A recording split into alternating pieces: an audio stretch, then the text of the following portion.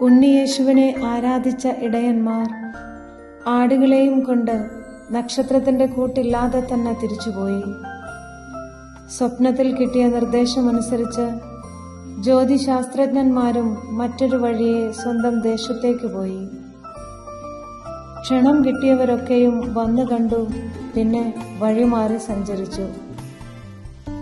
യേശുവിനെ ഉദരത്തിൽ വഹിച്ച പരിശുദ്ധ മറിയവും കൈപിടിച്ചു നടത്തിയ വിശുദ്ധ യൗസേപ്പുമൊക്കെ ഇത്തരത്തിൽ വഴിമാറി സഞ്ചരിച്ചവരാണ്.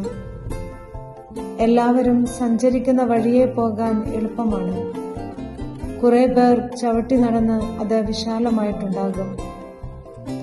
ആരും സഞ്ചരിക്കാത്ത വഴികളിലൂടെ നടക്കാൻ ആത്മധൈര്യം വേണം. എളുപ്പമല്ലാത്ത കാര്യങ്ങൾ ഏറ്റെടുത്തു ചെയ്യാൻ വിശ്വസിക്കാൻ കൂട്ടിനൊരു ദൈവവും.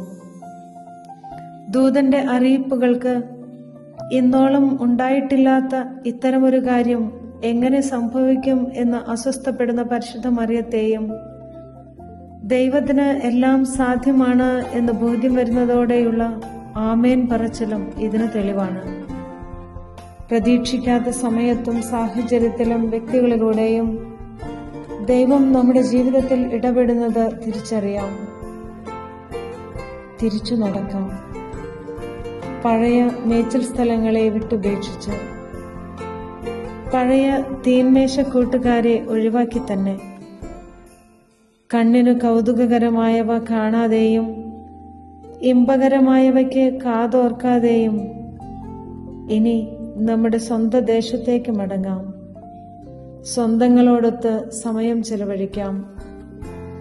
വചനം വിശുദ്ധ ലൂക്ക 3-ാം അധ്യായം 8-ാം വാക്യം.